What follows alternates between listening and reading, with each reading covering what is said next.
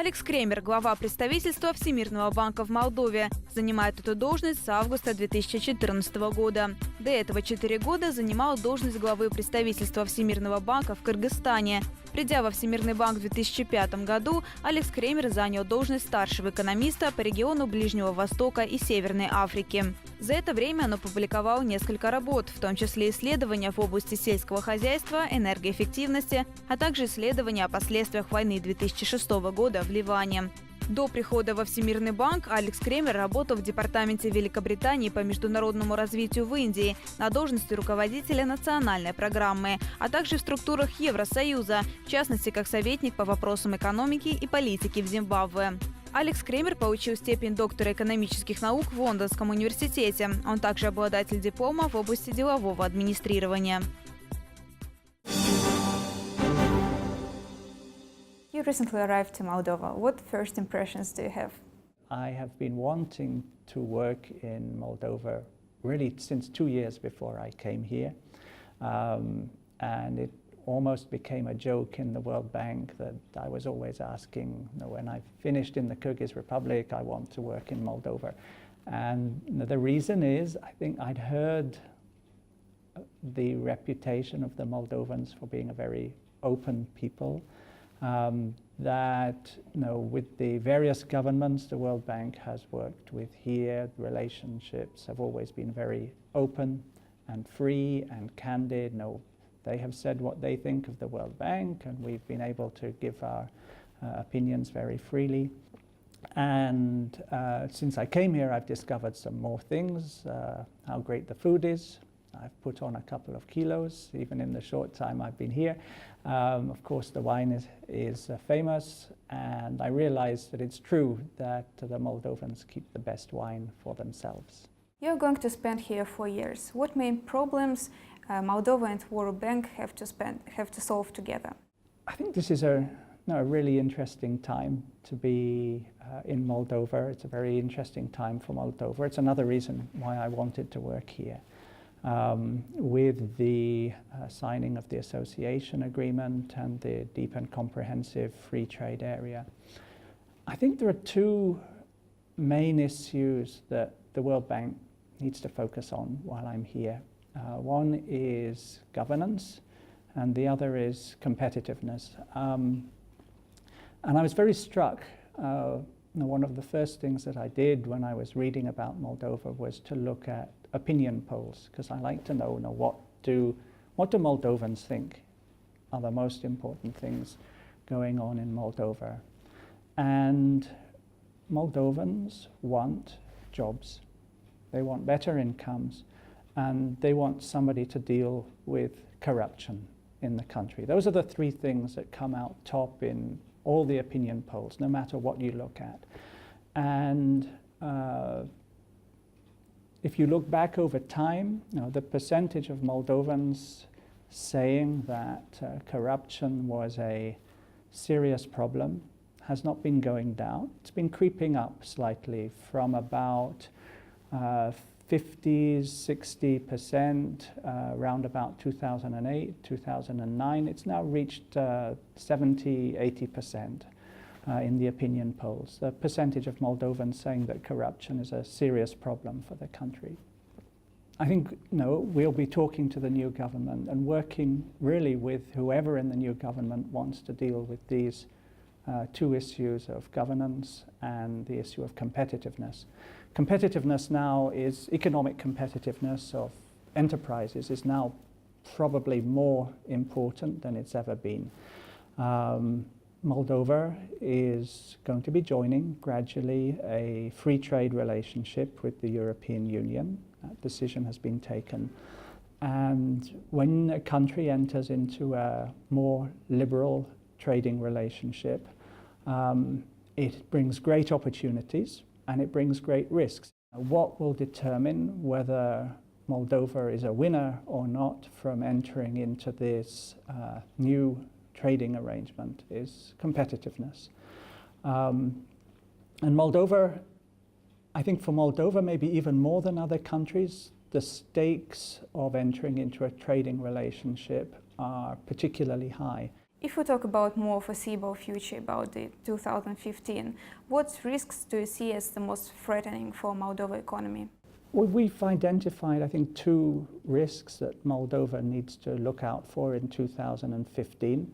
But before we talk about the risks, let's talk about the opportunities. Moldova has a good, solid growth record over the past few years, particularly in the services sector. It's been interrupted by droughts recently, and that's why there's been a lot of variation in growth, but the underlying trends are good. Okay, so what are the risks? One is the bad macroeconomic news coming from Russia. Russia still accounts for about a quarter of the Moldovan economy. The second risk that we have to keep eyes on is the financial sector. I think anybody reading the newspapers sees that there are some imbalances, and I think there's no reason to believe that anything could go wrong necessarily in 2015, but it'll be necessary to keep an eye on the condition of the financial sector, because as we know from 2008 and 2009, if banks get into trouble, it does affect the whole economy. How would you assess the situation in the banking sector, especially its transparency? Well, you ask about transparency. Banking and finance as a whole, it's a sector that really depends on trust.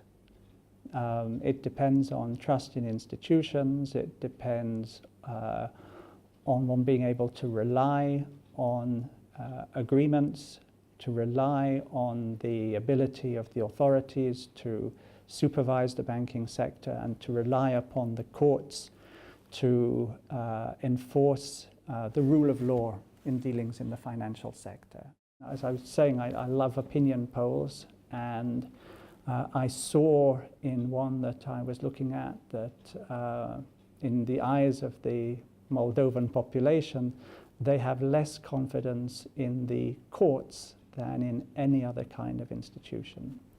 So the World Bank, when there's a new government at the beginning of next year, we look forward to talking with them about how we can work together to improve the confidence of economic actors in the transparent regulation of the financial sector and in the ability of the courts to enforce the rule of law within the banking sector. There's a perception, and you just have to read the newspapers to see it, that the lines between economic regulation and politics have become rather blurred, and it's in the interests of the country that the political sphere and the regulatory sphere should be very clearly defined and separated from each other.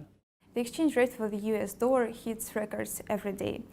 Do you think that it may imply any risks for Moldova economy? You have to remember Moldova has a lot of economic relationships and a lot of exchange rates. It's not just the dollar, it's the euro, the ruble. We already said that about a quarter of Moldova's economy lies in dealings with Russia, and the Ukrainian currency. So if you look at all of these currencies together, and we did that, in fact, the exchange rate is more or less exactly where it was a year ago in October 2013. It's just that the exchange rate against the dollar has had to go down a bit because the ruble has been weakening very seriously over recent months. And we have to remember that a lot of exporters and a lot of ordinary families depend on money coming in from Russia, which is denominated in rubles.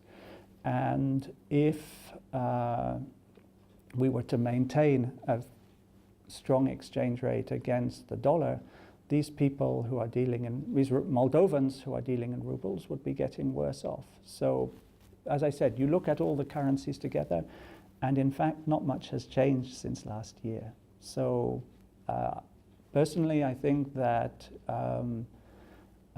the exchange rate at the moment is doing a good job in mitigating, some quite major economic disturbances coming from Russia. Let's talk about the Doing Business survey. This year Moldova rose 19 positions up, but business says it doesn't feel the difference yet. How do you think, why does it happen? The Doing Business indicator is looking at rules, and Moldova got a big upgrade this year because Moldova improved the rules on the minimum capital requirement for new businesses and made it possible for businesses to start filing taxes much more electronically rather than on paper. But even the World Bank would be the first to say the Doing Business indicators doesn't tell the whole story. You have to look at a range of indicators. But if you want to know how these rules are actually being implemented, and that's what businesses are complaining about, one can look at the Corruption Perceptions Index, for example, of Transparency International, or the Global Governance Indicators, which are produced by the World Bank. And one indicator that is very striking is that 11 years ago, Moldova ranked at 22% among the world's countries in terms of controlling corruption. 10 years later, only 24%. So practically nothing has changed in terms of the way that people and businesses see that the country is controlling corruption. And that brings us back to my very first point, which is that the World Bank, when we start with the new government, we'll be very keen to work with whoever in government is willing to address these fundamental problems of governance that are discouraging investment, discouraging economic growth, and denying ordinary Moldovans the employment opportunities and the growth in incomes that they want and they deserve.